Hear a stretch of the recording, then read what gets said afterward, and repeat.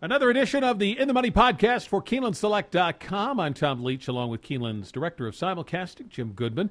We did a separate podcast for the 4 stakes races on Saturday at Churchill Downs. On this one, we'll take a look at the 3 stakes at Kentucky Downs, plus the Super Derby. And, Jim, let's start in Kentucky, down in Franklin. They have just 5 days of racing, but some big purses, and they've got big fields and some really good stakes races. So, nice card.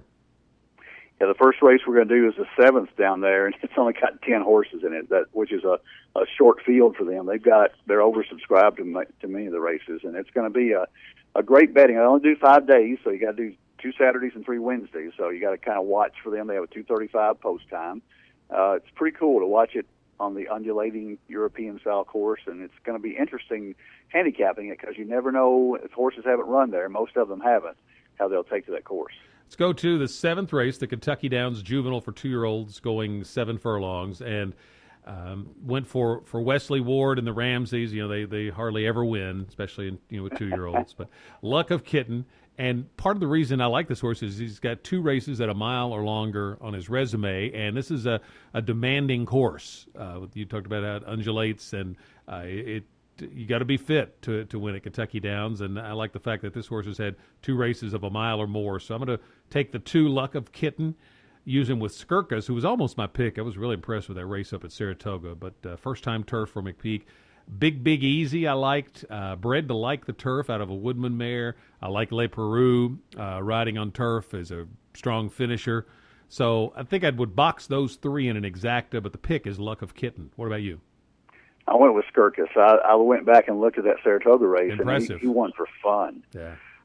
He dropped him from maiden special weight to maiden 50, but he caught, in that maiden special weight, he caught a turf field, and Strong Coffee won that race, and it's just like a lot of Saratoga maiden special weights. He had Face the Music and Fire Spike in that same race, and they came back and won. So there's 3 horses that finished ahead of him that all came back and won. He comes back and wins a maiden for fun. So I'm thinking McPeak likes this horse and taking a shot at a nice little $200,000 purse in the juvenile, and I'm going to take Skirkus on top. Reality for Pletcher moves from Pletcher to Gordon Keller, and he ran well at Saratoga. So Alan Garcia comes in to ride. I think that horse has a shot. Has 2 races on the turf, and my third choice was Luck of the Kitten, which is kind of a no-brainer for Ramsey and Ward. But I'm going to take Skirkus on top, and I'm going to think this horse might run big here. 8th race, Kentucky Downs Fillies for the Fillies, obviously, 2 years old, going that same 7 furlong distance. How'd you see this one?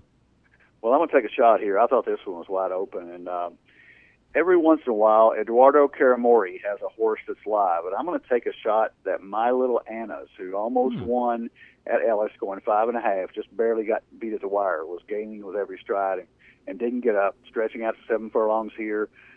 He's kind of a sneaky, quick trainer, and he has a lot of horses at Thoroughbred Center, and every once in a while he's got one that's live. And I think My Little Anna's might be here, and 15-1 morning line, I can take that. So going for a shot here. The other obvious horses, Vicky Oliver has Late Spring. Brice Blanc is one of the best turf riders in the country, and he's riding down there. I'm sure if anybody can ride that track, he can. To be determined for Wesley Ward on the inside.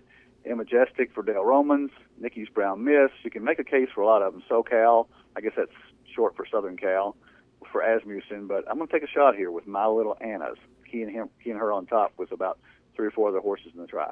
Took Majestic. I referenced this in the boys' race, a horse that was out of a Woodman mare. I like Woodman blood on the turf, and this is a horse that's out of a Woodman mare. Won first out for Romans down at Ellis, and turning back from a mile race to 7 furlongs. Again, looking at that fitness angle for me. So the 6, Majestic's going to be my pick. I'm going to use her with Late Spring, the 2, the 1 to be determined, the 4 Aunt Sherry. And I think that would spread, I'm like you, I would spread a little bit in this race if you're playing horizontals. 9th race, the Dueling Grounds Derby for 3-year-olds at a mile and 5/16. Who did you go with here? Yeah, this is a nice race, $250,000 purse, and not graded yet, but after this field, I think it probably will be graded next year.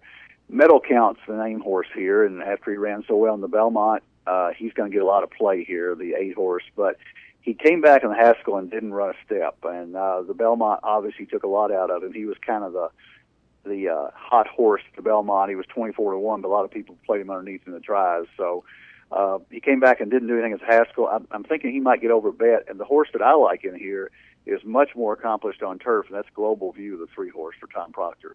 He last year won the Grade 2 American Turf at Churchill, and it was this spring actually, and he's 3 for 7 on turf, and may be a little more at home at the Kentucky Downs track than a horse like Metal Count, who doesn't have as much turf experience. Actually, only has one turf race.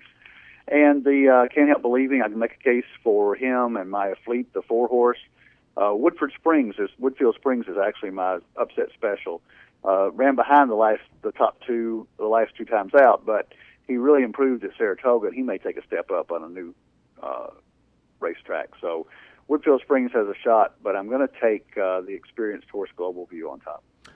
I started to pick Global View, and I ended up going to Can't Help Believing. I was seduced a little bit by the price I think I'm going to get on Motion, because Metal Count will take so much money, and then Global View probably next.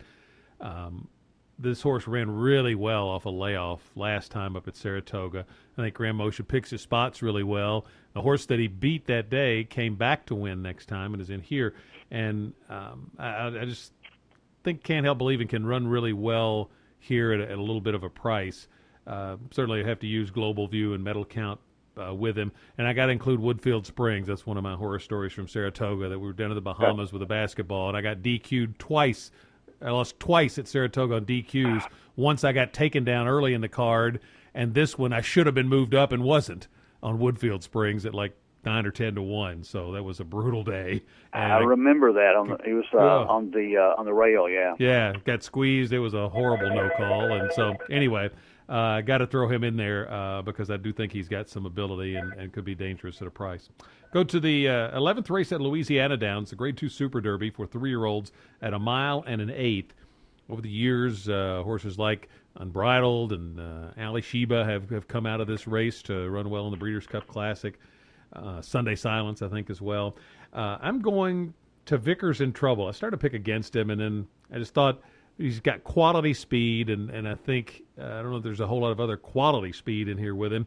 And I think Rosie gets him right on the lead or close to it, and they don't run him down. So I'm going to take Vickers in Trouble. Started to go for victory nor defeat for Ralph Nix, who's really seems to be improved since coming off the layoff. A couple of really sharp workouts, too. Prado comes in to ride. So don't overlook victory nor defeat at a bit of a price. But my pick is Vickers in Trouble, and I'll use him with victory nor defeat and the one Jessica Star. How did you see the Super Derby? I got off Vickers in Trouble because I do think there's other speed in here. It may not be quality speed, but Gold Appointment has speed, and the horse to Vickers in Trouble is inside. I'd Be Cool is never worse than first.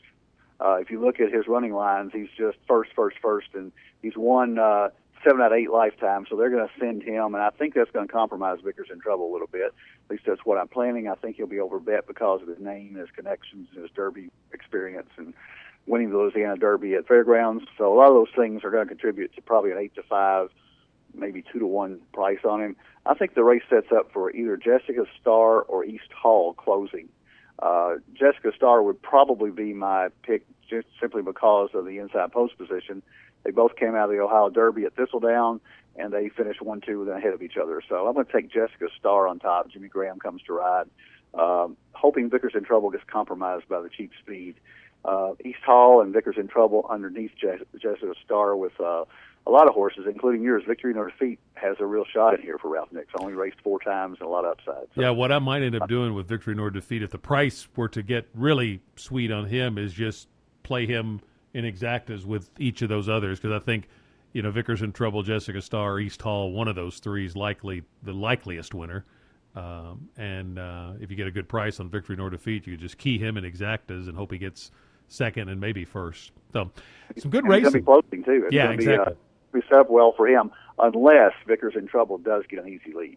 So make sure that you keep your Keeneland Select accounts funded for the great racing that is going on each weekend. And Churchill, of course, continues through September. And then I was out at Keeneland looking at the new dirt track that's ready to go, and they're training on it. And so we're about a month away from opening day at Keeneland. To be here before you know it, Jim.